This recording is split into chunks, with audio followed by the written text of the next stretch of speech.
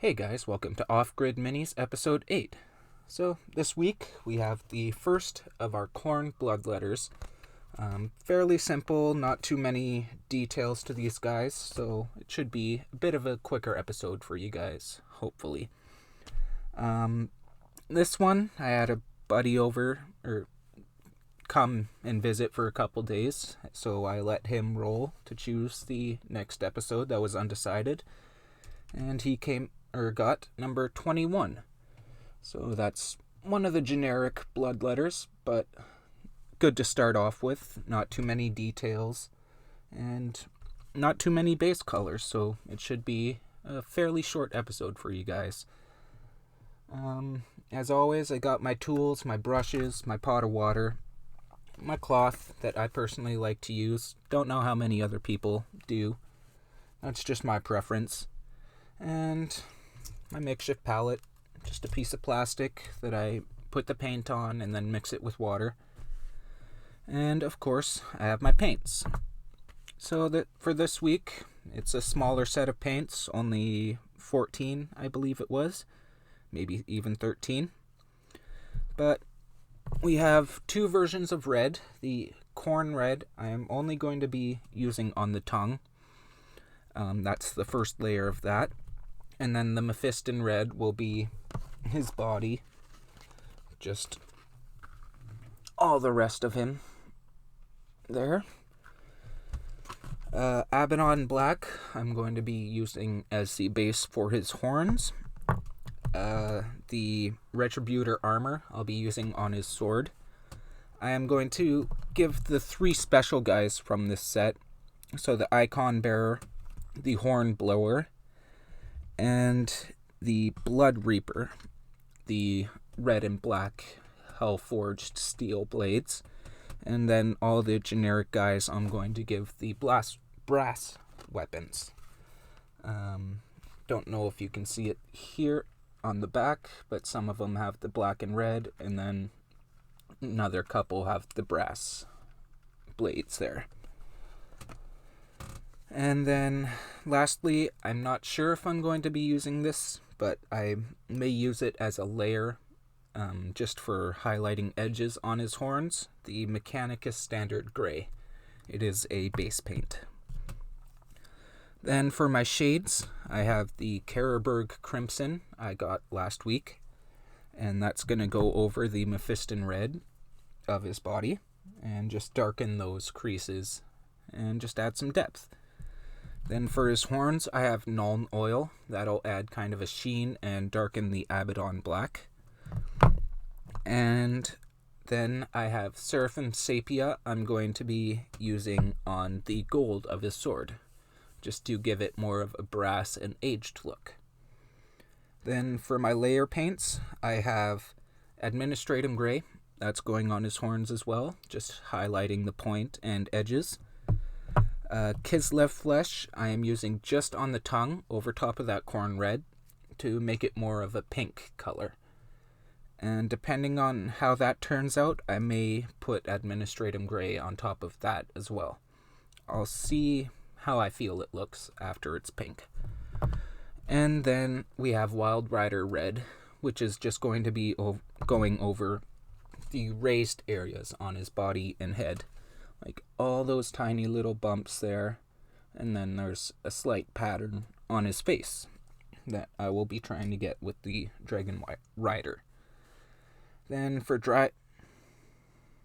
no, I won't. Yes, I will be using White Scar as well. That will be for his teeth and slight layering on his sword hilt. Then I have Necron Compound for the edge of his sword to give it more of a silver aged brass sheen, and Praxeti White as a dry paint, and that will also go on his sword hilt.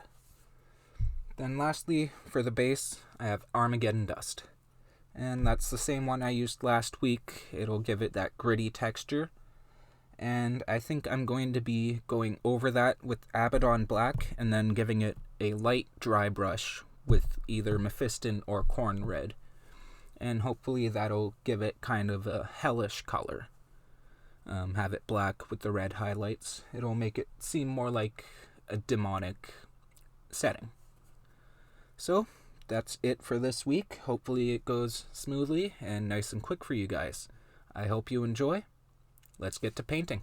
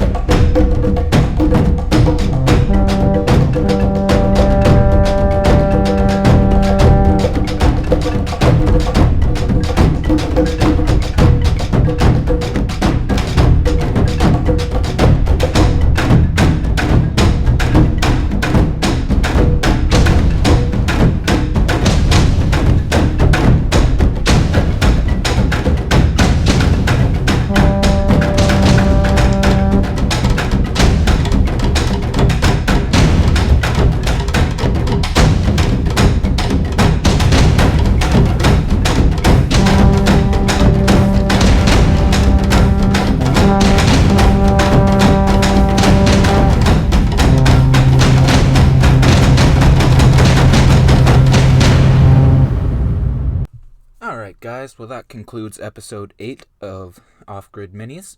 We got an awesome little Khorne Bloodletter there. Definitely better than I expected for my first one of these guys.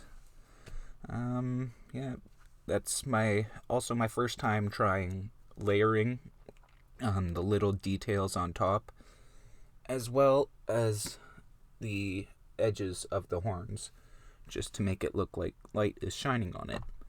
That's my first time trying that, and I gotta say it worked out awesomely. I will definitely be continuing to try that in the future. But, as I mentioned, this was a simpler paint. Well, besides the layering and getting the transition from the red to the black in the horns right. But, as promised, it was a little shorter. But no promises for next week. We don't even know what we're going to be painting yet. So let's roll our dice and figure that out. So I've done number 12, 13, and 21 so far. So if I get either of those numbers as a result, I'll just re-roll. And if both dice land on a 1, I'm using a d6 and a d20. Then I'll re-roll the d6, and if it's 3 or under, the result is a 1, and if it's 4 to 6, the result is a 2. So that's how I figure that out. Sorry, shaking the camera there. 25. That's close to the end. We're back to the Oryx. Just the standard Oryx Ardboy with the double-handed axe. So, this one, the undercoat actually went on fairly smoothly. So this one shouldn't cause me too much problems. It should be a fairly simple paint. I've done a couple of these guys already. So, I'm getting to know what I'm doing.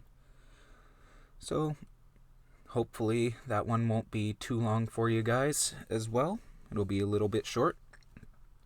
One thing I also forgot to mention. I did say I was going to use the Abaddon Black on the base of this guy. I decided instead to go with the Rhinox Hide. It's a very dark brown. I just thought it would mend better with the red and make it look more like a hellscape ground than just black and red. That's just personal opinion. Tell me what you guys think. And I'll see you guys next week when we paint... Where'd I put him?